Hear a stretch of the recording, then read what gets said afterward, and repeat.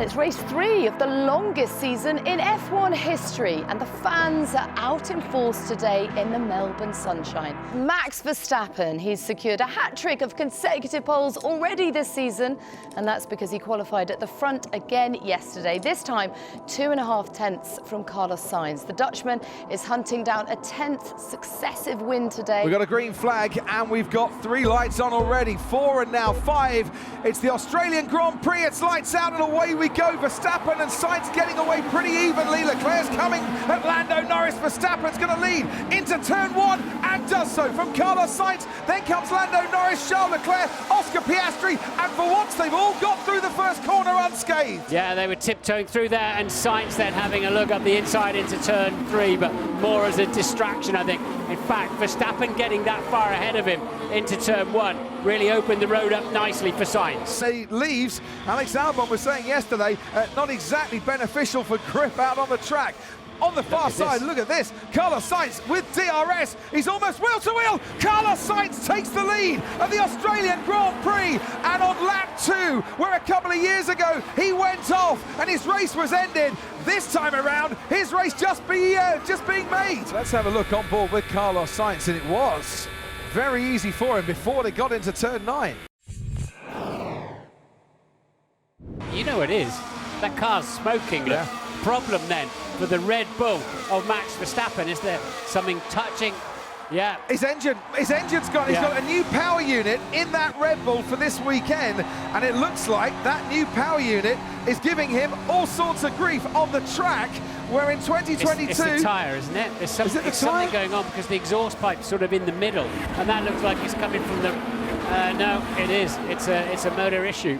He's still pushing on. 2022 Australian Grand Prix. Last time Max Verstappen failed to finish a race 2 years on. I think he's going to have the same circumstances here. This is Max Verstappen, championship leader, going very, very slowly, and he could well be out of the race here. It is suspension. Blue smoke. Fire.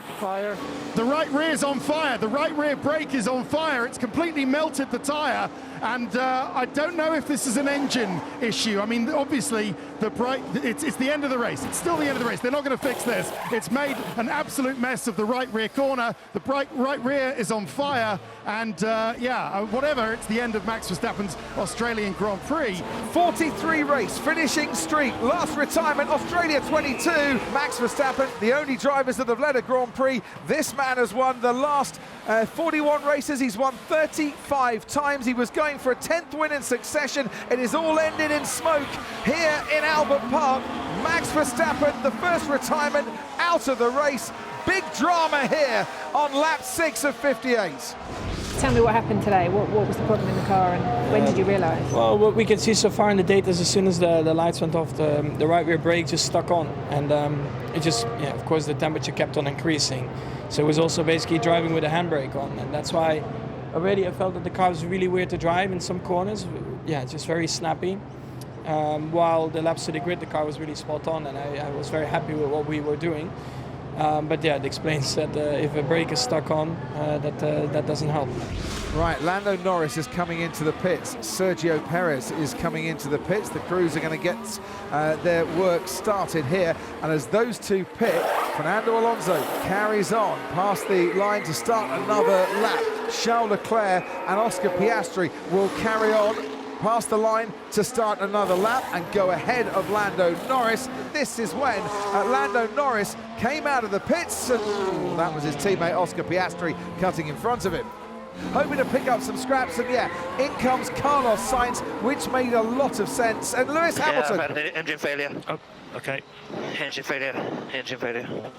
Hamilton just a couple of laps after he said, geez, that car is fast, referring to Sergio Perez, is going to find himself out of this race, and it's engine failure for Lewis Hamilton here in Albert Park. And where can he park that car, or can he limp home to the pits? Beautifully into the hands of Fernando Alonso and the Aston Martin team, and that is the moment Lewis Hamilton knew it was game over. But it hasn't sort of thrown any pistons out or leaking loads of oil, has it? It just literally switched off. It's a Ferrari 1 and 2, the two retirements from this race. Lewis Hamilton with an engine problem. Piastri is now being told to swap positions and to move aside and let your teammate through. And that's exactly what he's done, and that must feel especially horrible in your home race.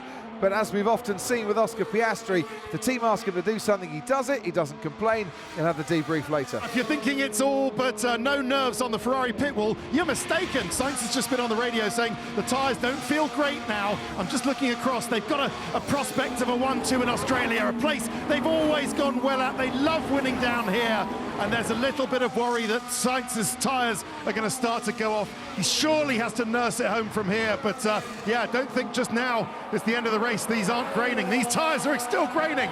Let's see if we can get it to the end. The crowd are willing him on down here. 3.3 miles to go. And oh, George Russell on the last lap of the race. And he's had a big contact with the wall. Chasing Fernando Alonso for 6th place. Russell is out, and that is going to be a virtual safety car. We are going to finish this race under a virtual safety car. Just looking to see if George Russell's okay. And this is what happened to George Russell. Yeah, so into 6 and 7. This is where he had to try to, and he's got really close up behind the Aston, lost downforce, and then the wheels tipped the car on its side. So it was actually the wheels kept on by the tethers, as they should, that got underneath the car. So Alonso was slower into there than Russell expected, by some margin, actually. And as soon as that happened, Russell then had to get on the brakes. He had oversteer, put him at wide. But as I say, the tethers keep the wheels in place. But at that point, it's the wheels that actually turned the car over. Wow. What a finish. And staggered they didn't red flag it, to be honest. It's an astonishing feat for Carlos Sainz to be fit and well, healthy enough after removing his appendix, after having surgery, to come back at a race weekend and perform. But to perform to these levels... Tell Charles to come close to me and we celebrate this one together. It's been Red Bull 1 and 2 in the opening 2 rounds this season.